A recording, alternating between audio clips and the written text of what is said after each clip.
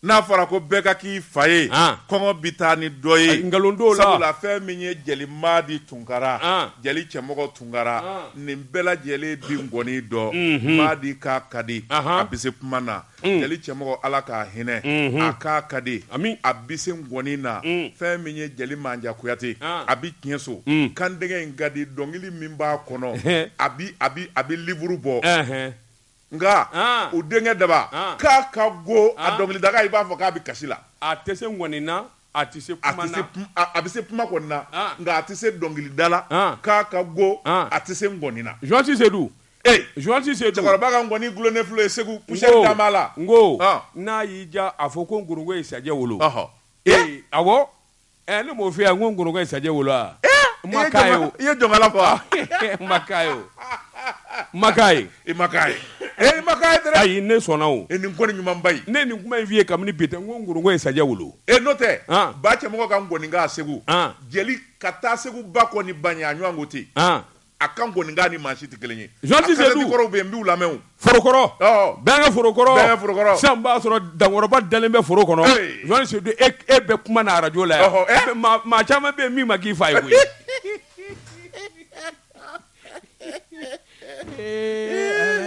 e dogo cogo di ɲankuma b'a sɔrɔ Babile ka kaba fununa e dogo cogo di sisan n'a sɔrɔ Babile bɛ tile kɔrɔ a bɛ tile kɔrɔ Jean Cissé min kɛra a fa ye taa kana t'a la a tɛ ɲɔgɔn jɛ Dugabu morikɛ in don dankɔrɔba dalen bɛ a tɛ maa ci cɛ o cɛ y'a sɔrɔ Dugabugu Ala ye mago dilan Ala y'o k'a ye Mohamed Bajara wa Mohamed Bajara sikei fa taara ka min don ale de y'a ta ale de kɛra fa yɛrɛ yɛrɛ ye anw kɔni y'o fɔ Mohamed Bajara sikei Moriw ka mori k'a ka dugawu k'an ye ko n ye n ka tura ye sikei y'a nin tura nugu mɛn n'i bolo d'a kan i bolo nɔ de b'i to a la kulɔ fɛ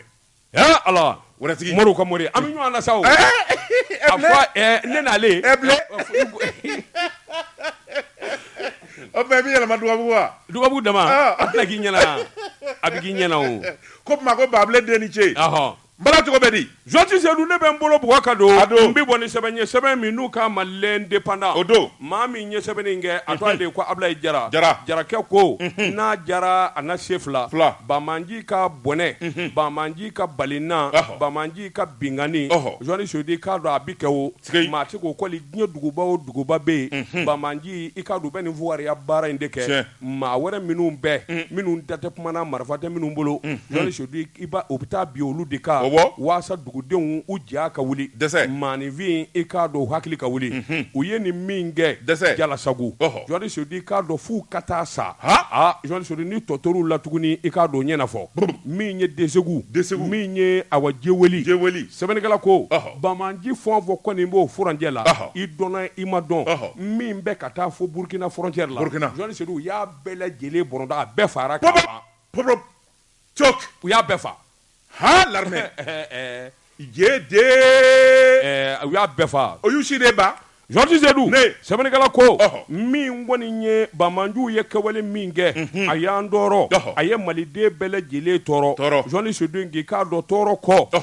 i k'a dɔn maa bɛ se k'a fɔ nimisi wasa bɛ ɲini ka sɔrɔ sabula nin ko in kɛ furadama ka n'a bila bi la Mali sɔrɔdasiw ma na so u ma ji min u ma to dun Jean Cissé k'a dɔn Jalasago a na dan danna ye k'a daminɛ Jalasago fo Kɛnkɔrɔ Jean Cissé k'a dɔn sɔrɔdasiw y'a bɛɛ lajɛlen salo kungokolon min bɛ yen n'u k'a ma ko Samaso Jean Cissé k'a dɔn kungokolo o y'o laroué k'a buruja Jean Cissé k'a dɔn womisɛnnin de ye awa hali toto dingɛ tɛ yen sɔrɔdasiw ma t'u n'u da yɔrɔ min k'a sɛnsɛn Jean Cissé sɛbɛnnikɛla ko nin wulikajɔ ani nin jateminɛ a barika bonyana fo k'a fɔ k'a to ten sabula min ye Jalasago ani Somaso ni ɲɔgɔn cɛ ka taa fo Kɛnkɔrɔ Jean Cissé Kɛnkɔrɔ de sɛbɛnnen bɛ yan Wɛnkɛrɔ tɛ Kɛnkoro Wɛnkɔrɔ na kɛ koyi Kɛnkɔrɔ de sɛbɛnnen don yan a bɛ faamu QUENKORO bolofili don Wɛnkɔrɔ don Wɛnkɔrɔ Jean Cissé sɛbɛnnikɛla ko Bamanji cɛ 59 u y'o buru yɔrɔnin kelen Jɔni Sodu i k'a dɔn a t'an sigi fura dama in bɔ o yɛrɛ tɛ koyi sɔn kɛra min ma min jar'u ye ka tɛmɛ a bɛɛ kan Jibirilu Sangare i k'a dɔn o bi bɔ Wɛnkɔrɔ Kado Hamidu Bari ale fana ale bi bɔ Mondoro Jɔni Sodu i k'a dɔn ninnu bɛɛ lajɛlen de ye ngana ye Bamanjuw ka kɛnɛ kan sɛbɛnnikɛla ko ninnu kun ye man di sabula u kelen bɛ ka dɔgɔyɔrɔ min sɛnɛ maa si t'i miiri abada k'u b'o wo kɔnɔ Jɔni Sodu k'a dɔn Wɛnkɛrɔ o ni Burkina Faso cɛ a man jan kosɛbɛ Jɔni Sodu k'a dɔn ayiwa kun kelen bɛ ka dingɛba tigɛ u t'an b'u dɛga ye n'u ye binganiw ni nin kɛwale ninnu kɛ u bɛ boli ka tunu ten u bɛ kɛ n'a fɔ i ko to bina dugukolo u bɛ se ka tunu dugukolo de y'u kunu wa u taara san wa Jɔni Sodu k'a dɔn sɔrɔsiw y'u bɛlɛn k'u bɛlɛn nin kungokoloba in ni nin dingɛkolobaden Jɔni Sodu k'a dɔn cɛ 70 u taara dingɛ daminɛ cɛ 70 o sara ye ka da cɛ 159 kan toki Jɔni Sodu an ka maa fara cɛ a kɛra n'a fɔ dugu wulila sɛbɛnnikɛla ko min ye wulikajɔ ni jateminɛ ye i y'a dɔn Bamanji u ka Bamanja wele Jɔni Sodu k'a dɔn u b'a ta ka maa minnu sɛgɛrɛ o donnen don a ko wulikajɔ bolo kan min ye Samaso Jɔni Sodu k'a dɔn wulikajɔ bolo kan u nana ayiwa Dakoro k'a koro cɛnganaba dɔ bɛ yen Bamanji wale la o fana kun ɲininen don u t'a de ko Abu Yusufu dɔw k'a ma ko awa Bodejo i k'a dɔn Hamani Diko journaliste Sodu k'a dɔn Imam Hamani Diko o fana ye Bamanji ngana ye ka taa nani ye de ani Mokhtar Diko journaliste Sodu k'a dɔn tɛgɛ dara ninnu bɛɛ lajɛlen kan a dɔnna k'a fɔ ninnu dɔw bɛ yen minnu fana tɛ malidenw ye olu bɔra jamana wɛrɛ de kana journaliste Sodu k'a dɔn mobili 17 de kun b'u bolo u y'o bɛɛ lajɛlen mɔɲɔmɔɲɔ k'o sisi k'o da journaliste Sodu k'a dɔn n'u ko law ye fɛ Jɔni Sodu kuma min n'u bɛ jirifura bɔ k'a ban ɲɔgɔn na min ye cɛ 300 kɔ olu bɛɛ lajɛlen ɲi jɛlen don Ala la u bɛ yɛlɛ la wa u bɛ yɛlɛ de la i y'a dɔn fa cogo dɔ bɛ yen n'o kɛra la ɲi gasa kelen de bɛ bɔ payi l'armée fɔta Jɔni Sodu sɛbɛnnikɛla ko a ma daminɛ sabula u y'a salo o yɔrɔ la fo Burkina Faso donda la Jɔni Sodu u bɛ taa ka segin k'a kan n'u ye fɔn fɔ ye ko n'i ma fɛn don Jɔni Sodu k'a dɔn i ta fila ni tila sɛbɛnnikɛla ko a ko wulikajɔ bolo ka jateminɛw nana jira k'a fɔ Bamanji jɛnɛjɛkulu min bɛ yen n'u k'a ma GIGM Jɔni Sodu k'a dɔn min bolofara n'o ye Katiba Masina ye ani Katiba ayiwa Ansaru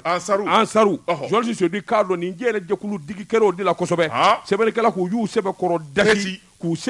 dasi silatunu yɛrɛ de bolo kanen don Jɔni Sodu ka duguyɔrɔ fɛn o fɛn bɛ yen kungokolo fantan banda kɔnɔ sɔrɔsiw taar'u tɛgɛ da bɛɛ lajɛlen kan k'a bɛɛ lajɛlen dakolondi k'a kolokolondi Jɔni Sodu i y'a mɛn n bɛ segin ka na duguyɔrɔ de b'i la fɛn o fɛn n'o b'u dɛmɛ fɛn o fɛn n'u b'u sɔɔri ye Jɔni Sodu k'a dɔn a bɛɛ lajɛlen dakolo cira k'a filenkolondi sɔrɔsiw dimi kojugu u ma da yen ma koyi Jɔni Sodu k'a dɔn u ye wulikajɔ kɛ min kɔni ye munumunu salo ye jɛnɛ tɛnɛnkun ka taa fo ɲiɲini ka sɛgɛ min bɛ Bankaasi mara la u nana munumunu salo kɛ nin bɛɛ lajɛlen la sanfɛla b'a di dugumana b'a susu sanfɛla b'a susu dugumana b'a susu Jɔni Sodu k'a dɔn wulikajɔ bolo kan dugulama minnu bɛ yen i k'a dɔn u nana dɛmɛ ta k'olu sɛgɛrɛ min b'a to i k'a dɔn dusumakasi min y'u sɔrɔ maa ka maa falen i tɛ se k'a kunu Jɔni Sodu nka kɛwale dɔw bɛ yen n'o taara ka k'i ɲɛ la walahi i dusu bɛ da i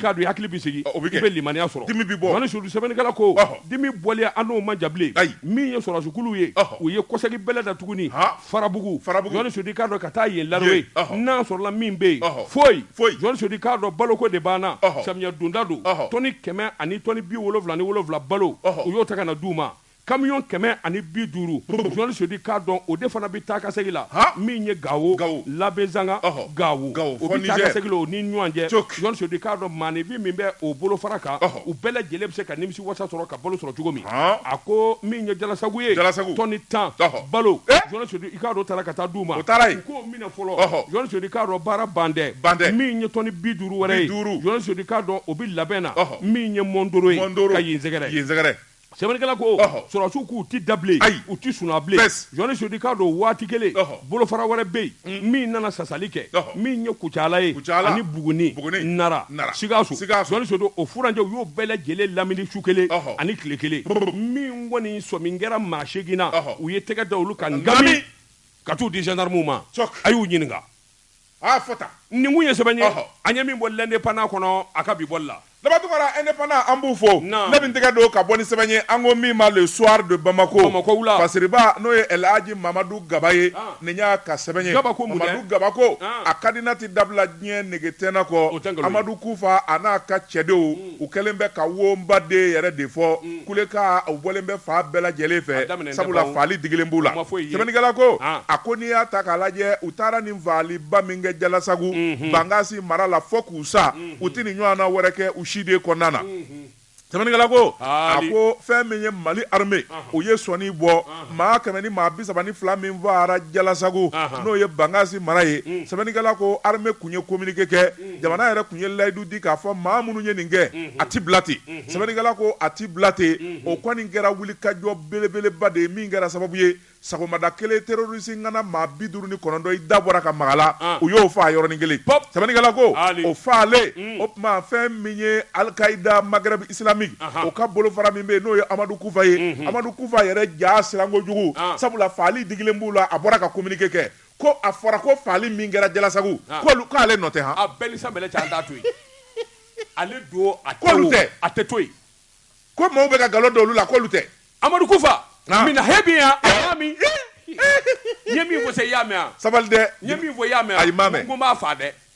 awɔ e ti fila ka mɛn o Kufa ma e ko dibila b'a bolo i t'i cogo dɔn mun dibila a b'i yɛlɛma ka kɛ fiɲɛ ye n'a y'i kɛ fiɲɛ ye Diko bi yan a bi pan Mamadou Diko bi yan a ka dugawu bɛ minɛ Diko m'a fɔ an bɛ ɲɛna k'ale de ye dugawu kɛ nin ka kɛ nin ka kɛ Diko ti yan a k'i yɛlɛma n'a y'i kɛ fiɲɛ ye mun bɛ fiɲɛ kunbɛn de kulu don Diko b'i kɛ kulu ye k'a kunbɛn k'a ta tiɲɛ n'a y'a kɛ tasuma ye dun Diko bɛ kɛ ji ye n'a y'i kɛ gabakuru ye dun n'a y'i kɛ gabakuru ye Diko b'i kɛ fiɲɛ ye kɛ ka sin k'a ta k'a yɛrɛkɛ sigayi naam sɛbɛnnikɛla ko a ko n'i y'a ta k'a lajɛ Amadu Kufa a yɛrɛ de bɔra ka kuma a ye jalaki bɔ k'a bin ko kuma minnu bi fɔ k'a fɔ faali min kɛra Jalasagu n'o dalen bɛ Katiba Masina la a y'a jira k'a fɔ olu sen ma don faali in kɔni na bi u sen ma don a la sini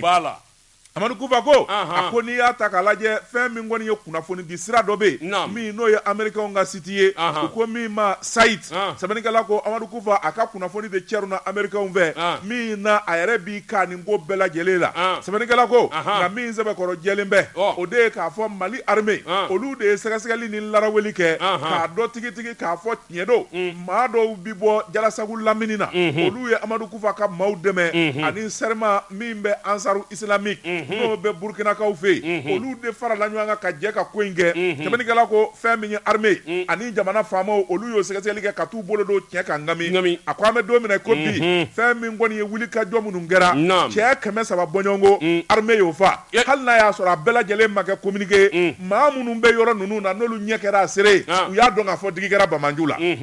sɛbɛnnikɛla ko a ko n'i y'a ta k'a lajɛ nin waati laban ninnu na digide kɛlen bɛ kojugukɛla ninnu na fo ka taa fɔ ko a to ten sabula faaliba kule min n'o dar'u kan mura cɛ 200 fo ka se cɛ 300 ma o fara sɔgɔmada kelen sɛbɛnnikɛla ko kab'o kɛra Bamanju ninnu kɔni u yɛrɛ kɔnɔ ganna taafan tɛ nafan tɛ u yɛrɛ kɛlen bɛ k'u yɛrɛ ɲini ni minnu ma boli ka taa Burkina olu taalen b'u dogo Niger a ko an bɛ don min na ko bi Mali armée kɔni kasa bɛ yɔrɔ yɔrɔ u bolile ka bɔ yen u ɲɛsinnen bɛ maa minnu ma o ye civil gansanw de ye minnu ma min minnu ma bɔ fugariya yɛrɛ bolo ma u bɛ taa bi olu kan ni olu nugɛnɛ karaba ni ka boli sɛbɛnnikɛla ko a ko an bɛ don min na ko bi o fɛnɛ waati nataw la o bɛna ban pewu sabula labɛn min sabatilen bɛ armée bolo o de ye k'a fɔ Bamanji kasa bɛ yɔrɔ yɔrɔ k'a bɛɛ lajɛlen fura ni k'a jɛ pas sɛbɛnnikɛla ko a ko an bɛ don min na ko bi fɛn min ye Katiba Masina ye Amadu Kufa n'a ka cɛdenw u jigilatigɛlen bɛ bi fo ka taa fɔ k'a to ten sabula faali digilen b'u la u tun bɛ wari sɔrɔ sira o sira fɛ armée y'o datugu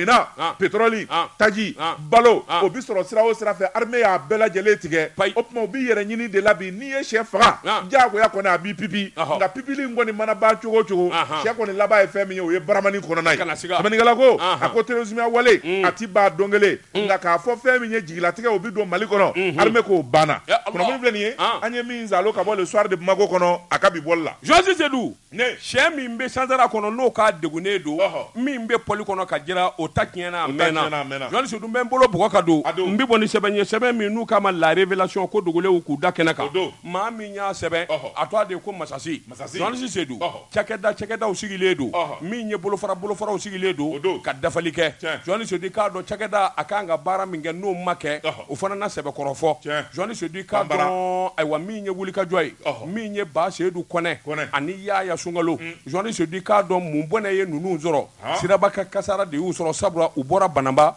k'u bɛna Bamakɔ Johnny Saidu k'a dɔn u bɛ kari min kɔnɔ kari bolikojugu o taar'i dulon bɛni dɔ la bɛni wɛrɛ fana tun b'o ɲɛfɛ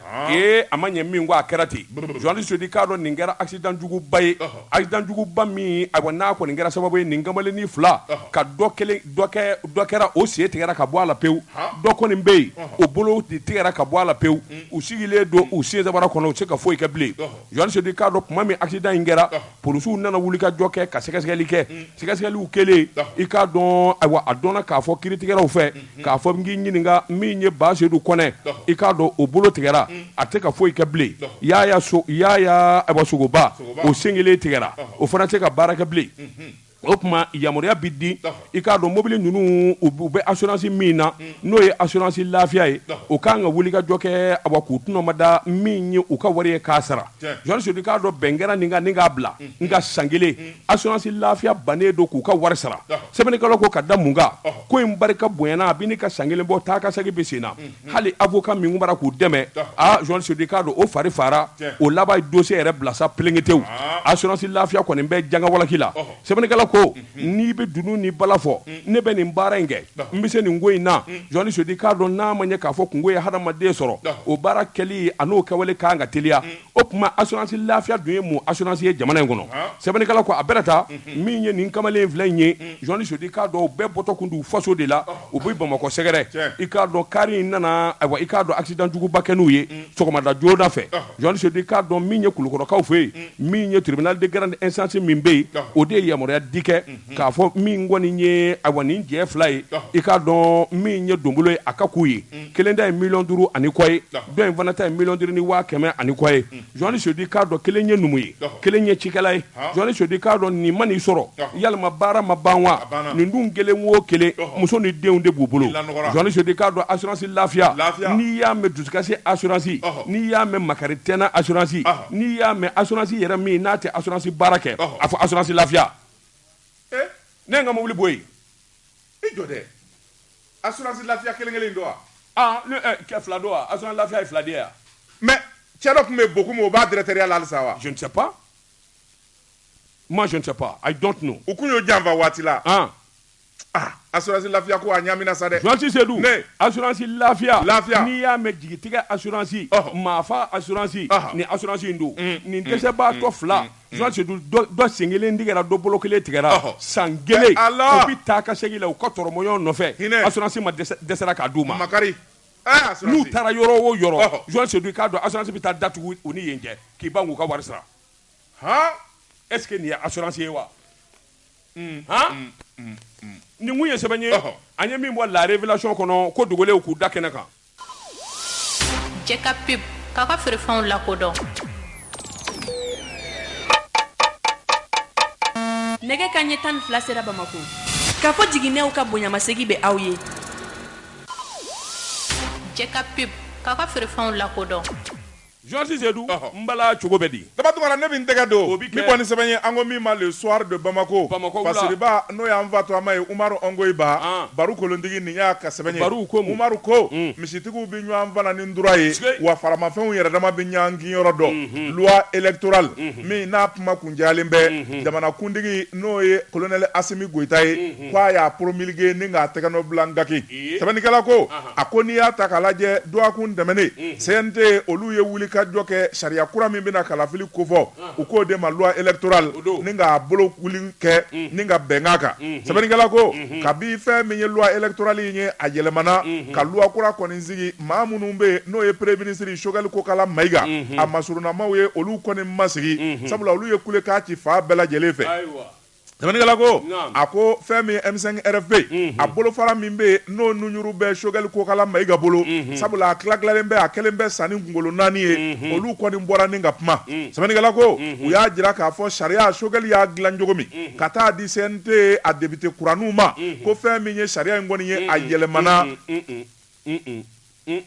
quoi o don ko n ye kangari da ye nin na e m'a faamu sa anw fɛ u bi wele tan de a bɛ f'u ma ko député kuraniw bon aw fɛ yen mini Bɛlɛdugu an b'u wele ko député kuraniw mais a ti maa babu yan han non CNT membres les membres du CNT ou les conseillers du CNT an b'a fɔ bamanankan na a bɛ nɔgɔya ma ta an b'a fɔ député kuraniw député yɛrɛw tɛ mais kilancɛla députéw de don justement o de y'i ka problème ye a bɛrɛ ta ils n'ont pas été élus minnu ye élection kɛ ni malidenw ye kala ta o ye anw de ye o Seydou n ma cɛ ta saba f'i ye wa o y'o fɔ retire je retire merci député kuraw ni b'i tɔɔrɔ mun na de o ma élu n ko Allah ils n'ont pas été élus Guima a bila ten n y'a bila député kuraw a banna Allah wa député kuraw merci sɛbɛnnikɛla ko a ko fɛn min ye CNT député kuraw ye kalama ta minnu ye olu y'u bolo kɔrɔta a la Allah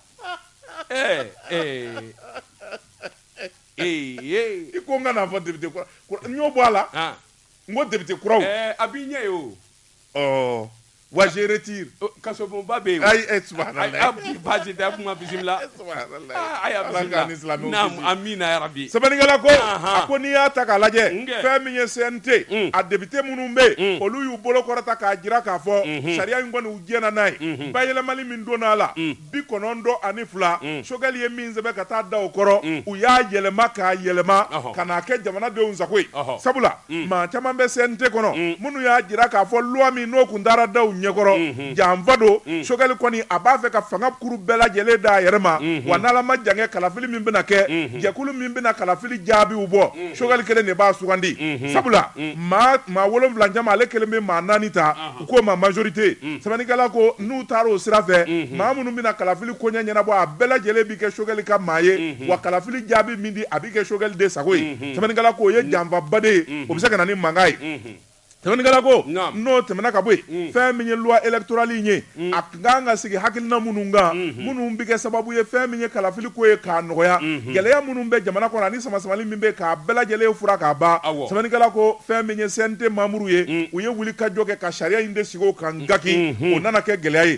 sɛbɛnnikɛla ko a ko n'i y'a ta k'a lajɛ complotba ani janfaba de kun labɛnnen bɛ Choguel Kokala Mayiga fɛ sabula a tun bɛ fɛ k'i dɛn loi in de kɔfɛ fanga bɛɛ lajɛlen k'a dɔn a ka gulokiba kɔrɔ ni k'i sigi n'a ye sɛbɛnnikɛla ko n'o kun kɛra Ibrahim Boubacar Keita ale ka fanga tiɲɛna cogo min n'a kɛra mankan ye san 2020 siga t'a la mankan tun bɛna wuli sabula maa wɛrɛ minnu bɛ yen n'olu da bɛ fanga na politique tɔnw société civile ka fara fɛn min ye jɛkulu kan nin bɛɛ lajɛlen de tun bɛna kɛ kɛrɛfɛmɛriw ye hali maliden minnu bɛ yen n'olu bɛ kɔ kan n'o ye tukarankew ye o bɛɛ kun sen bɔra la sɛbɛnnikɛla ko a ko n'i y'a ta k'a lajɛ fɛn min ye article minnu bɛ baara in kɔnɔ n'o ye loi électorale kura in ye article 213 a bɛɛ lajɛlen taara kelen-kelen k'a fɛsɛfɛsɛ ni k'a kɛ jamanadenw sago ye sɛbɛnnikɛla ko o sɛbɛnkura min n'o taara da jamanakuntigi ɲɛkɔrɔ n'o ye colonel Asimi Goyita ye Asimi ko bilaki Mali mago bɛ min na dɛ a ka basigi kɔnɔ o de ye nin ye o yɔrɔnin bɛɛ fɛn min ye Asimi ye a ye bigi ta ni k'a ngani k'a signé sɛbɛnnikɛla ko a signelen kɔfɛ fɛn min kɔni ye jɛkulu minnu bɛ yen n'olu bɛ sigi ka fɔ la bɛɛ bɛ se ka sabati Mali ani CEDEAO ni ɲɔgɔn cɛ cogo min a y'o jɛkulu wele ka kopi d'u ma an bɛna min kan ani min fɔra Mali ka basigi n'a ka ɲɛtaa la ne y'a fɔ u ye Mali bɛ ŋaniya ɲumanya la calendrier min n'o dira n'o ye transition kundama ye o tuma baara bɛ kɛ nin hukumu de kɔnɔ ka bɛn o ma o yɔrɔnin bɛɛ a ye tabale gosi ministre de l'administration territoriale colonel Ablaye Mayiga parti politique bɛɛ fara ɲɔgɔn kan an ka chronogramme dilan Ablaye Mayiga colonel Ablaye Mayiga ministre kwalenba in belebeleba in pop kɔkɔlenba in Sanba Dugufa n bɛ kangari da ministre a ka bureau kɔnɔ o t'ale Kasa i ɲɛ b'a la ta il est colonel de la gendarmerie o dɔrɔn tɛ dɛ il est karatéka nin bɛ karatéka ka far'o kan self combat ni nin y'a sen kɔrɔta a b'a sen kɔrɔta de k'a ɲanamini ɲɛ kan mais on doit l'interdire nin kan ka interdire hali a ka tɛgɛ da a den ɲɛ kan u kan ka papier de kɛ ka d'a ma k'a ka papier kɛ voilà a kana mansi bugɔ nin ma hali tɛgɛ k'a d'a ɲɛ voilà a den ɲɛ kan c'est interdit ni n'i bugɔ dɔrɔn bɛlɛ bɛ tobi ka k'i a b'a jɔ sengele kan ka sengelenden in kɔrɔta k'i fulokɔrɔla lajɛ n'a ko pap i bɛ t'i yɛrɛ sɔrɔ duguma kolonɛla bila Maïga ala wa il a 3 doctorats et kana nin fɔ dɛrɛ je t'assure doctorat en ça o saba de b'a bolo a si ni si tɛ kelen ye mais je vais te dire n'a kalanna de fɔ les colonels la u kalannen don koyi i ma jaw ye o don Seko ka Maliki jaw ye min kɛ o don o a kalannen don koyi la hawla wala quwwata illa billah jaw kalannen don koyi ko a ye tubabu ka fɔ a b'a to ka ɲɛni in de jorojoro a bɛ ɲɛni in jorojoro fama filɛli a fa tun bɛ tan de a fa jumɛn Tiani n ko den de don ne ko e ɲɛna ko kɔri fa de t'e la c'est mon fils ala dangani kɛ jeli den yɛrɛ ye sa maa taara Segu tun maa den ka gɛrɛ fanga na fanga taara Segu n disi gosi n den don n kɛ kunnafoni filɛ nin ye an ye min zalo ka bɔ le soir de Bamako kɔnɔ Bamako wula Joasi Seydou i k'a dɔn colonel Ablaye a tɔgɔ Maïga nin n'anw ka Segu boxeur in tɛ kelen ye ala Bloba ale b'i wele kan kɔnɔ Kampara la a b'i wele base kɔnɔ a b'i wele de ko Bloba o de y'a denmisɛnnin tɔgɔ ye a ni cɛ o cɛ ye filan ye n'aw karila ɲɔgɔn na a y'i tɔ da depuis a fitinin u ka boxeur dɔ tun bɛ fɛn bere rouge u ka boxeur dɔ tun bɛ yen k'u tɔgɔnin dɔ fɔ a ma Bɔgɔla biennale dɔ la an ye ɲɔgɔn sɔrɔ yan Bamako anw ka Segu boxeur minnu bɛ Segu le champion régional an dalen d'o la hawla wala quwwata illa billah anw nana Bɔgɔla cɛ pasani bɛ Bamako yan anw ka boxeur a kɛra salle du spectacle de kɔnɔ salon sport la n ka cɛ boxu man ɲi boxu tɛ ɲɛnajɛ ɲuman ye ni ala cɛ n ka cɛ alvitiri ka file fiyɛ Bɔgɔla na anw ka cɛ k'u k'a daminɛ u bɛ to k'u suransura u b'u jogi i b'a fɔ dɔnɔkɔrɔw b'a kɛ cogo u bɛ to k'u jogi u b'u pan ka taa kɔfɛ u b'u jogi Bɔgɔla b'a keru anw ka boxeur a bɛ se k'i cɛ ten a b'i sari a b'i cɛ ten n'a y'a fili a b'i cɛ ten Segukaw n'an bɛɛ anw nana ka pancarte ni fɛnw bɔ ten ka kule daminɛ Segu an bɛ Bɔgɔla fa bi Joël Seydou file fiyɛra k'u ka t'u lafiya bɔ filanan deuxième round ni Bɔgɔla ye n'a y'i sama ka ban a minɛn foroko la n'a ko kiw anw ka cɛ yɛrɛ kɛra duguma ten Segu champion binna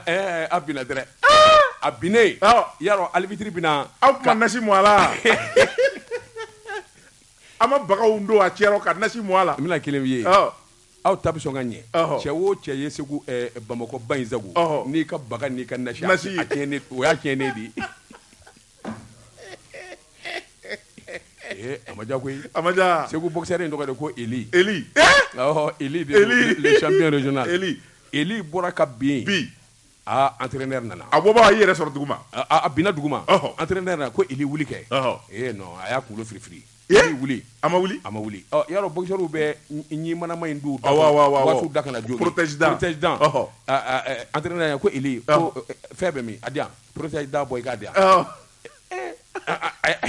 an y'a ɲini a ma ye a panna ka bi wa a ma ye o entraîneur ko Eli mais protège dent bɛ min a dalen a ko a tɛna kɛ n y'a kunu ni ko kɛra Daba Tunkara nin ye Bɛlɛdugukaw ka star ye Worokiya Tarawele star Worokiya a ɲɔgɔn na dɔnkilidala ma da bamunan na tubabu bi bɔra ale de kɔ a filɛ ka min ka dɔnkili da nin ye kun jɔ a filɛ ka min ka dɔnkili da nin ye Maram Bagayogo wa o y'a ba de ye e dun ko sar o y'a ba de ye bamanan bɛ jɛlifililen dɔn tubabu dɔnkilidala don n'o tɛ anw ka dɔnkilidala tɛ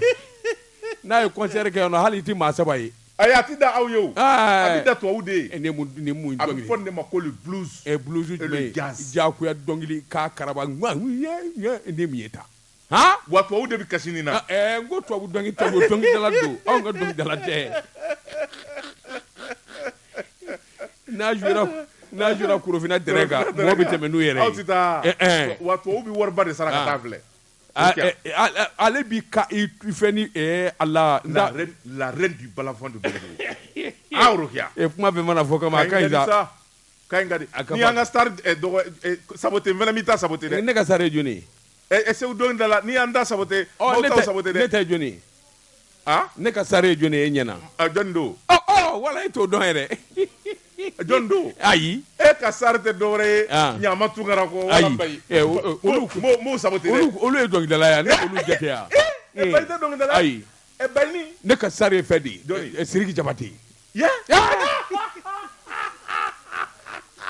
Wa ne ka sari Iba Wani ye. Je suis gladiateur. Ayiwa baasi. Gladia. Ayiwa baasi. Les gladiateurs. Jodi Seydou ne bɛ n bolo bugɔ ka don n bɛ bɔ ni sɛbɛn ye sɛbɛn min n'u k'a ma focus sɛbɛnni kɛba a tɔgɔ de ko Yakuba Tarawele Yakubu ko minisiri kunnandi minisiri min n'a tere ka ɲi kosɛbɛ o de ye minisiri Modibo Keyita ye Modibo Keyita sɛnɛkɛlaw ka minisiri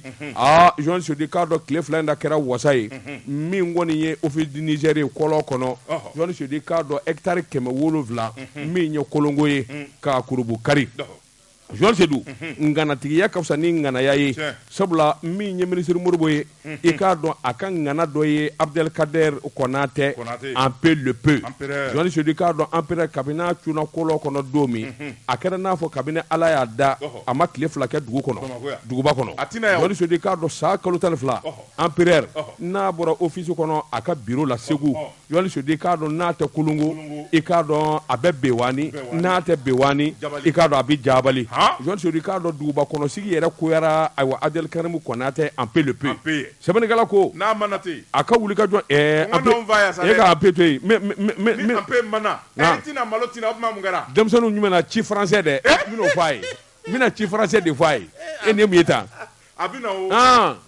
I kana na dɔwɛrɛ la I nana seliba la o Jean Sedou sɛbɛnnikɛla ko office Niger PDG en peu le peu i k'a dɔn a ka wuli ka jɔ ni cɛsiri Jean Sedou i k'a dɔn layidu kun dilen don a ma k'a fɔ min ye jiba kule a b'o walankata hectare 2,500 la i k'a dɔn ayiwa min kɔni ye Bewani mara in ye juma don ni juin kalo tile 17 ministre du développement rural o taara sɛrɛya min ye Modibo Keyita ye sɛbɛnnikɛla ko min ye awa taama in ye commissariat sécurité alimentaire olu baarakɛla a n'o ɲɛmaa tun b'a nɔfɛ min ye sibiri don ye juin kalo tile 18 min ye hectare 700 ye Jean Sodi k'a dɔn u y'a bɛɛ buluku ka se ka ayiwa wulikajɔ ka bolo d'a kɔnɔ cikɛ bɛ se ka kɛ cogo min na min ye ayiwa kolongo ye a ko min ye Tidjani Tarawele o ye directeur de l'aménagement ye sabula wulikajɔ ani office kɔnɔna na baaraw kan ka kɛ cogo min na Jean Sodi k'a dɔn gɛlɛyaba de tun bɛ fɛn caman na a ko kanali min n'o bɛ kokiri n'u k'a ma ko partie 1 Jean Sodi k'a dɔn awa ji in walakatara ka b'o fa fɛ hectare 700 in kɔnɔ Jean Sodi n'i y'a ta k'a lajɛ a bɛna kɛ sababu ye min kɔni ye ayiwa wulikajɔ ani ladu minnu dira kabini san 1985 Jean Sodi k'a dɔn u ka kɛwaleya a ko ayiwa min ye baara ye Jean Sodi k'a dɔn ayiwa gɛlɛya minnu kun bɛ yen Jean Sodi k'a dɔn jiko la ani dugukolo yɛrɛ ka walankata ji bɛ se ka tɛmɛ cogo min kanali bɛ se ka da kɔnɔ cogo min Jean Sodi o fanga kun ka bon sabula bɔgɔ yirika caman dalen kun don ɲɔgɔn kan tɔni 2 fo tɔni 6 u y'o bɛɛ lajɛlen de ɲɔni ka bɔ yen Jean Sodi k'a dɔn nin yɔrɔ bɛ se ka ji sɔrɔ cogo min sɛbɛnnikɛla ko ayiwa Abdulsalam Ganama i k'a dɔn ale de ye ayiwa dugutigi ye min ye Kusaka dugutigi o nisɔndiya kojugu Jean Sodi k'a dɔn a ma se k'i kale fɛn na a y'a jira k'a fɔ nin baaraba minnu kɛra u ka lamini na Jean Sodi k'a dɔn nin bɛna kɛ sababu ɲuman ye olu tun bɛ min ɲini san caman Abdelkader Konate en peu le peu a filɛ k'a waleya nin bɛna kɛ sababu ye du 256 o ka fara u kan olu bɛɛ lajɛlen bɛna u bila u fila ni dɛbɛ la min bɛ se k'a to office kɔnɔ a bɛ ɲɛnamaya ko kura Jean Sodi sabula don o don foro kura bin o bɛna ni hɛrɛ kura de ye wa a bɛna ni cikɛla kura ye a bɛna dɔ fara jama kan en peu le peu i k'a dɔn a ka minisiri min ye minisiri kunnandi ye Modibo Keyita Jean Sodi k'a dɔn nisɔndiyara fo k'a fɔ k'a to ten sabula office min kun bɛ ɲini a fɛ kabini a dilan kuma Jean Sodi o baaraw de bara ka na nka min ye kana ye Jean Sodi k'a dɔn sɔrɔdasiw k'u ka t'u ka mago la sɛnɛkɛlaw k'u ka sɛnɛ kɛ min ka d'u ye Jean Sodi ngi k'a dɔn minisiri ayiwa Modibo an bɛ min fɔ a ye a ka taa ni engrais de y'a fɛ engrais tɛ yen hali sisan jolakaw bɔra k'an wele ko hectare 1 non engrais bɔrɔ 2 voilà hectare 1 engrais bɔrɔ o bɛ mun ye alors que sigi kɛmɛ ka engrais bɔrɔ 6 de kɔnɔ 6 sacs à l'hectare bɔrɔ 2 bon olu ko bɔrɔ 2 ser'u fɛ yen Mali fa min bɛ yen ni engrais kasa yɛrɛ ma don nun na o de ka ca voilà an ni nkalon tigɛ ko ye engrais ko in ye tiɲɛ de ye dɛ wa hali bi nango wa nango CMDT ko kɔri wariw bɛɛ ma di ne malolen ye o ne y'o fɔ ye o ne malolen ye dɛ journaliste don nango ye ne maloden halisa kɔri wariw ma di kɔri kura foni ne don banabaatɔ ni n'o furakisɛ de bɛ taa nango fɛ sa anw kun kɔnɔ ko a bɛ se a kalaninba don a banna o kalannen don a nimisa ye kelen ye kɔri wari ma di dɛ a bɛɛ ma di u kan ka na ni Abdelkarimu Konate de ye CMDT la ka nango bila ka taa kɔlɔ kɔnɔ haramuden ni Ala de cɛ non ni an peut bila CMDT kunna a b'a wuli k'a jɔ mais il y a tellement de cadres valables dans ce pays c'est un travailleur non office Niger wulilen tɛ nin ye k'a jɔ Jagi u ka nango bila ka taa office la mais an peut ka na CMDT la mais non c'est un travailleur wa même min ye IBK tile la IBK tile la kadiriba minnu bolo don baara la n'u bɛ sɔn a na fu o de ka ca on a besoin de ces gens là il faut les appeler IBK tile la maa o maa kun ye maa sɛbɛ ye u ye bɛɛ bɔ a la a bɛɛ bɔra yen l'examen c'était un peu u kuma un peu sen bɔ a la merci a ye san 3 san 4 k'a daminɛ a sigilen don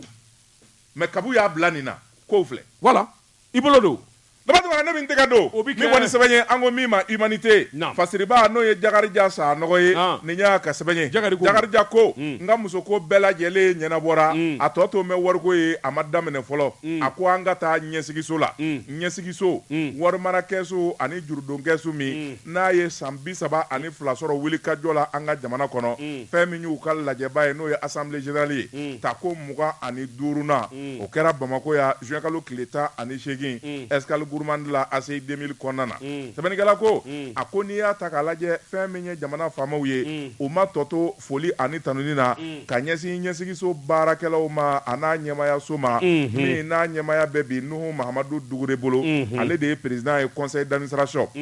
sɛbɛnnikɛla ko ɲɛsigiso directeur général Modibo Kulubali ka taa fara fɛn min ye baarakɛla cɛman ni musoman kan bɛɛ lajɛlen ye tanu sɔrɔ sabu sigikun kɛlen bɛ ka fɛn o fɛn kɔnɔ nafoloko la ɲɛsigiso a y'a jigi bɛɛ lajɛlen fa Nuhu Mahamadu Dugure ale min ye conseil d'administration président ye a y'a jira k'a fɔ fɛn min ye san 2021 o bi kunfori waati min na ɲɛsigiso ye wuli ka jɔ kɛ ni ka mɔnɔ bɔ ka mɔnɔ kura bɔ partenaire belebeleba fila n'o ye jɛɲɔgɔnw ye Amérique jamana kan ani Nairobi jamana kan u taara ka t'u tɛgɛ di olu ma min kɛra sababu ye wari k'a yaara ni k'a walankata juru donda k'o caya ka nafolo marata caya sɛnɛkɛlaw bagan maralaw mɔnikɛlaw ani jagokɛlaw hali pansɔntalaw nin bɛɛ lajɛlen mago bɛ juru min na ani wulikajɔ min na o sabatira sɛbɛnnikɛla ko jamana gɛlɛyara wari t'i sɔrɔ coronavirus nana tɔ bɛɛ lajɛlen gɛlɛya fɛn min kɔni ye embargo ye o nana faraw kan ani politiki ko kɛlɛ o n'a ta bɛɛ min ka baara dɔ ani sɛbɛ bɛ n ka baara ma ni yiriw m'a dɔn waa b'a dɔn ɲɛsigiso a ɲɛmayaso ye baara minnu kɛ o kɔni a kɛra bɛɛ lajɛlen wasalanko ye hali minnu bɛ yen n'olu bɛ kɔlɔsili kɛ n'o ye expert comptable ye olu minnu bɛ ko bɛɛ lajɛlen sɛgɛsɛgɛ ka taa fara BCEAO kan ko bili haki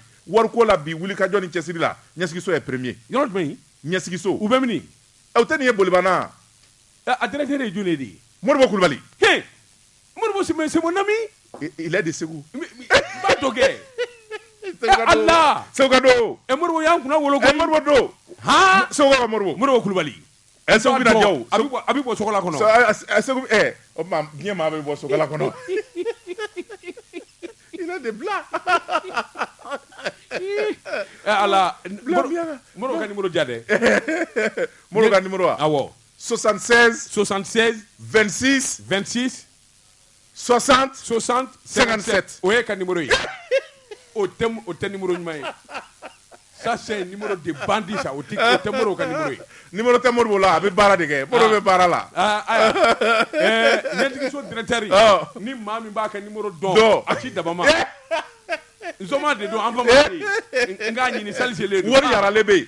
sɛbɛnnikɛla ko a ko wari min juru donna ɲɛsigiso fɛ a bɛ t'i jɔ miliyari 17 na u y'o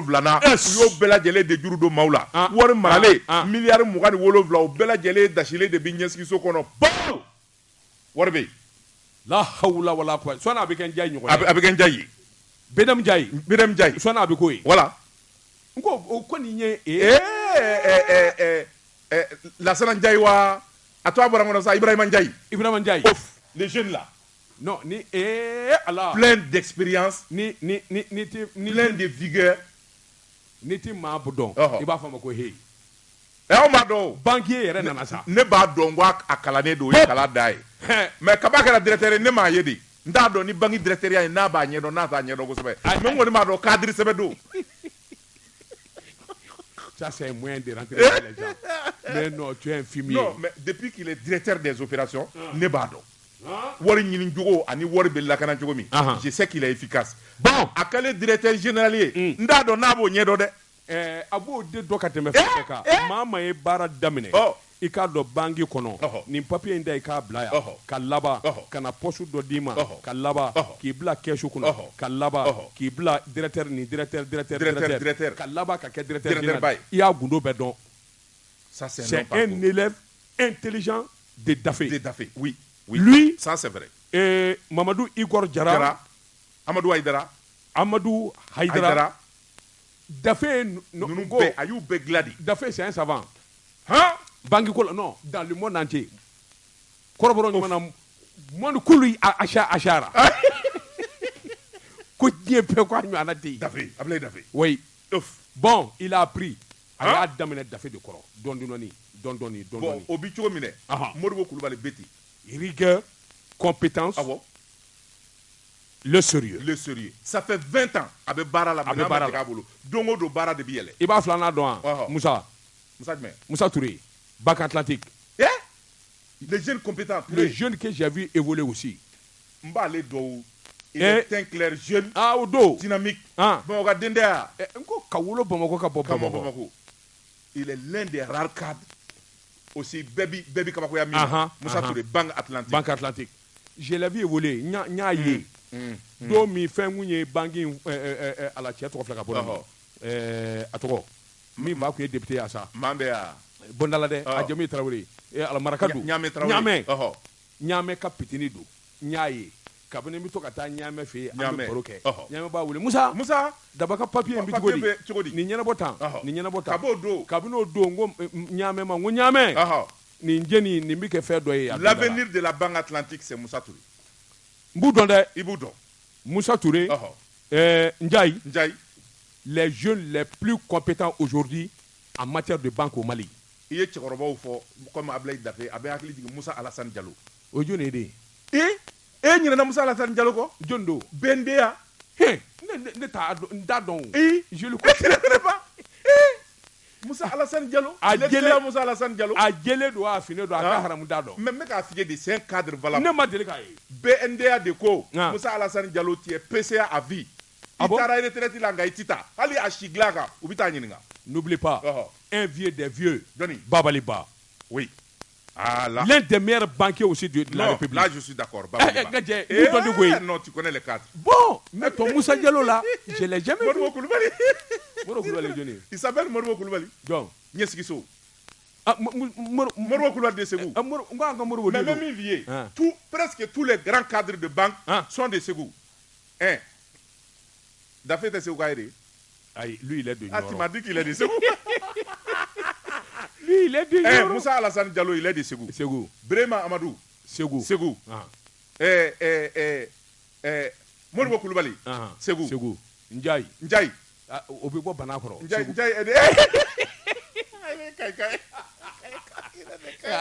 Kana bo anga dugula sa. Anga dugula malu. Moussa Touré est de Bamako. Banque Atlantique, Moussa Touré est de Bamako. Ou bora sokola de kono kana. Ngo ale korake de ale de korake ministre Papouye, Fakele Bakili. L'excellent Papou. Ne ko Papou be mini. On a besoin de Papou. Papou de ma permis Mali redressé wa. Ale do. Ni Papou te Sud-Afrique. Ça on va sur la ville Londres. Il est consultant international. Aïde, amba menoula. Mali mago bala. Asimi Goïta ibi Papou wele jona. Mali mago bala. D'accord? Nam. Sebenigala ko akoni ya ta ka lajɛ ɲɛsigiso kɔni a kɛlen bɛ min ye bi a kɛlen bɛ wasa ye sabula hali wari minɛ cogo ani wari mara cogo ɲuman Sisoko fɔ ka t'i ka wari minɛ i sigiyɔrɔ la ka laban ka récit d'i ma k'i hakili latigɛ fɛn min ye ɲɛsigiso ye a ye nin bɛɛ lajɛlen de sigi sen kan wa baara kura min nalen b'u bolo o ye carte magnétique ye n'o kɔni b'i kun Mali fara fɛn min ye UEMOA jamanaw kan i munumununa yɔrɔ o yɔrɔ fɛn min kɔni ye nafolo ye i b'a salo ni ka tɛmɛ n'a ye sɛbɛnnikɛla ko a ko fɛn min ye jɛkulu dɔw ko min ma sidi o dar'u la $196 ka n'o d'u ma min bɛ se k'a to wulikajɔ ani baara ka sabati FINAO o sira fɛ sɛbɛnnikɛla ko a ko fɛn min ye ɲɛsigiso ye warimarakɛsu ni jurudonкɛsu la bi a ma ka di a basigilen bɛ wa fɛn min ye sɛbɛ ye tubabu ko min ma sori ye o de bɛ yen kunnafoni filɛ nin ye an ye min salo ka bɔ humanité kɔnɔ a ka bi bɔli la Jɔnsi Sedu maa fila yeli man di maaninfin ye Jɔnni Sedu k'a dɔn maa fɔlɔ y'i ka jurumanintigi ye ani muso ɲamakɛ Jɔnni Sedu k'a dɔn ninnu yeli man di ye fiyewu o kan ka kunji yɛrɛ de i ka nin kuma ye tiɲɛ dɛ bala cogo bɛ di Jɔnsi Sedu n bɛ bɔ ni sɛbɛn ye sɛbɛn min n'u k'a ma le sursaut Jɔnni Sedu k'a dɔn a ma ɲɛ min kɔ a kɛra o ye min ye misiriba kɔnɔna ye Bamakɔ misiriba i k'a dɔn alimami ko salamu aleykum wa rahmatulah Jɔnni Sedu k'a dɔn cɛ ka bɔ ani muru ka bara a la ngami si ma kɔrɔsi ye mun kɛra a muso kamalen misiriba kɔnɔ misiriba a kɔnɔna tɛ dɛ ale ma limaniya sɔrɔ limaniya ko t'o la muso ko Jɔnsi Sedu sɛbɛnnikɛla ko Bamakɔ misiriba juin kalo tile 4 tɛmɛnen na fitiri o salilen kɔfɛ YS i k'a dɔn a wulikajɔ ni jateminɛ Jɔnni Sedu k'a dɔn a n'a kɛ Yaku ye YS i k'a dɔn ale kɔni a nisɔn ma diya nin don in sabula min ye a furumuso dɔ ye Jɔnni Sedu k'a dɔn sɔmi kɛra k'a fɔ YS a furumuso cɛ dɔ kɔni bɛ yen i k'a dɔn ayiwa Yaku den muso don Yaku muso jagokɛlaw dɔ bɛ suguba in kɔnɔ Jɔnni Sedu k'a dɔn muso in bɛ nemuruba ni namasaw de feere a n'a kɛ muso canaja ye Jɔnni Sedu Ala de b'an kisi tiɲɛ yɛrɛ la nemuruba feerela namasa feerela dɔw bɛ yen dɛgɛ feerela ni muso b'a la wali denmuso a bɔ a la dɛ o tɛ dɛ a dɔw yɛrɛ bɛ yen tiɲɛ yɛrɛ la muso ɲumanw dogo ye muso ɲumanw dogo ye n'a dɔw ka ɲi a dɔw ka ɲi dɛ dɔw bɛ se ka nemuruba tasa tɛrɛmɛ e b'a ka mun feere e ne ye nemuruba feerela de n ko e bɛ dasa jigi yan Nga furu sa nga besa a dɔw ka ɲi dɛ i b'a fɔ b'a lawula kan Jɔnni Sedu bon i yɛrɛ b'a dɔn fana c'est à dire que n bɛ tiɲɛ de f'i ye Jɔnni Sedu k'a dɔn tout ce qui est interdit musoko la o de ka di ye o de ka di oui sitanɛ muso ko sitanɛ b'o de kɛ tout ce qui est interdit sitanɛ de b'i tiɲɛ yɛrɛ la ni n yera nin na n malo b'a la ni n yera nin na mɔɔw bɛ n fa n bɛ lebu n'o donna musoko la o dabila man di dɛ wa i bɛ malo o la fana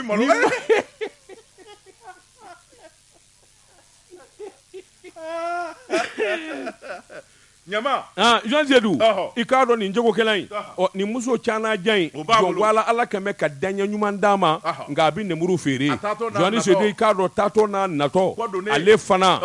i k'a dɔn nin bitigi da a tɛ fama yen ma a na o na i k'a dɔn a bɛɛ ye joli ye a bɛ tɛrɛmɛ k'a jigin y'a dɔn kɔni commerçant client ni ayiwa feerelikɛla ni ɲɔgɔn cɛ i ka minɛn bɛ sɔrɔ bɛ t'i yen bila o i k'a dɔn nin commerçant ba in Jɔnni Sedu a munumunu a bɛ se ka t'i foore ten minɛn bɛ san a ma ɲɛ min kɔ Jɔnni Sedu k'a dɔn jarabi nana falen cɛ dusu la jagokɛla in a nana jarabi min kɛ walimuso la koyi a bɛrɛ ta dɔw ye kangari da ye a bɛrɛ ta i bara ka hebe nin muso in dun furulen don a cɛ bɛ keleya i ko damɛ a cɛ bɛ keleya i ko damɛ cɛ in ye menuisier de ye Jɔnni Sedu i k'a dɔn cɛ laban a nana sɔmi cɛ in ka keleya nkalon dɛ a bɛ to ka muso ka téléphone de ta n'o nana ka bɔ dugu kɔnɔ ka ban a bɛ muso ka téléphone ta a b'o laroué WhatsApp message minnu dira muso ma vocal a b'olu lamɛn photo minnu dira a b'olu lajɛ dusukasi bɛ nin ka kamalen dalen fa a nana dɔn sa bilhak min ka message in na ani min bɛ kunnafoni ci ɲɔgɔn ma a nana yɔrɔ ɲini fo ka taa ye k'a bugunatigɛ dɔn nin don Jɔnni Sedu a ma fila kɛ koyi i k'a dɔn ayiwa a ye cɛ in bi ka laada in min a bɛ to ka taa misiri sali juma misiriba la fitiri ma sali a bɛ taa ayiwa fitiri sali a donna a nɔfɛ misiri kɔnɔ u ye fitiri sali salamu aleykum u salila ɲɔgɔn fɛ ko saba selila salamu aleykum a ye giriba ka bɔ ten ka na a ka samara ta nin bɔ a ye muru bara la ten dangaden ne m'a fɔ i ka fara muso la yangadi yenye mo girina Jonas Seydou k'a dɔn mo girina fa bɛɛ lajɛlen la a ye sabali mun kɛra a ye muru tur'a la a y'a minɛ a y'a kundi so don wa Jonas Seydou a ko ne tɛ so ye i k'a dɔn nin den ye musozo ye a bɛ muso message dama ale ɲɛsiri yala la message ti dama ye dɛ mais min kɔni f'i ye sariya de ko fɔ ni i ka e ɲɛ ka seereya ma i fana ka maaw ɲini olu ka seereya ma message dama e yɛrɛ ni ala cɛ o ala maa ni silamɛw kisira ala kana maa kisi ni dɔgɔ maa kisi ni ye dɛ ala ka kula ba kelen don a n'a ni ɲɔgɔn cɛ a ka fɔ k'i muso kamalen nin ye e ni ala cɛ e bɛ se ka maa wele ko k'o ɲɛ sariya ma sariya dun y'o de fɔ dɛ mais i bɛ sariya sɔsɔ o yɔrɔ bɛɛ b'a sɔsɔ muso ko a ma da hakili ɲɛna u ye cɛ minɛ ka taa n'a ye lapitani k'a furakɛ ɔ kuma minnu bɛ fɔ n ka cɛ kuma in bɛ cogo di i k'a dɔn a y'i cɛ a bɛɛ lajɛlen la ngake o waati kelen min ye muso yɛrɛ ye a sɔgɔra min nɔfɛ Jonas Seydou k'a dɔn polisiw fana bɛ k'o minɛ fankelen fɛ o jɔra a la muso y'a fɔ tiɲɛ yɛrɛ la muso a bɛɛ fɔ a ko cɛ in kɔni don dɔw la a bɛ ne yɛrɛ ta mobili la ka na n bila fo an ka so kare kɔnɔ nka cɛnin ka tiɲɛ na jɔnwala foyi den kelen ma deli ka tɛmɛ ne n'a cɛ cɛ ni musoya la k'a fɔ ko nin k'a tɛ n fɛ wa a balimakɛ de don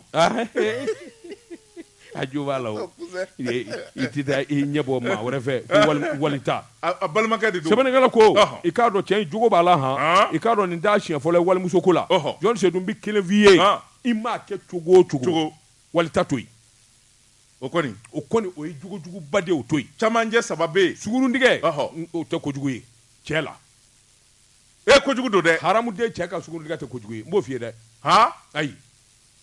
mais walimuso o ye k'o to yen walimuso to yen dɛ walimuso ye farati i bɛ malo farati b'a la dɛ ala yɛrɛ t'o to i la f'i ala bɛ malo la ni mun ye sɛbɛn ye an ye min bɔ surso kɔnɔ a ka bi bɔli la e ko waati ma caru dafara a dafara awɔ bi ta an b'a bila yan sani an k'an kɔ don ɲɔgɔn na foli ani tanuni Bajara an b'o ta ka lase El Hadji Mohamed Bajara ma Babileden Babileden a ka foli bi yan a fɔ a ye ko Daba Tunkara ye misi ye tok warakolo misitigi de bɛ misi di misitigi bɛ misi di ko yana an ka mɔɔw ye wara kun bɛ n'an dun n bɛna taa so kelen wele a la sɔn bɛ taa wa Jonas Seydou an b'an kɔ kɛ nakɔ kɔlɔni kɔ ye Inshallah sisan danni na farikoloɲɛkɛlaw olu bɛna sigi n'olu wulila tuma min surafana t'o ma dusu in na segin bɛ kɛ nin gafe kelen kan nɛgɛ ɲɛ 20 ani kelen sanga 30 ne bɛ segin ka na kumaso in kɔnɔ jɛmukan min n'an k'a ma ko bamanankan ni k'an jɔ ni dɔw kan ni ne wulila Madani Ture ale bɛna sigi Dozo den ni Dozo ba ni Ala sɔnna sini an bɛ kɛnɛ kan sɛbɛnkɔrɔ bɛ bɔ k'olu lakali nɛgɛw kɛrɛfɛ min ye ayiwa Gibson control kunnafoni laseba Jonas Seydou Daba Tunkara wa salam Jeka pip k'a feerefɛnw lakodɔn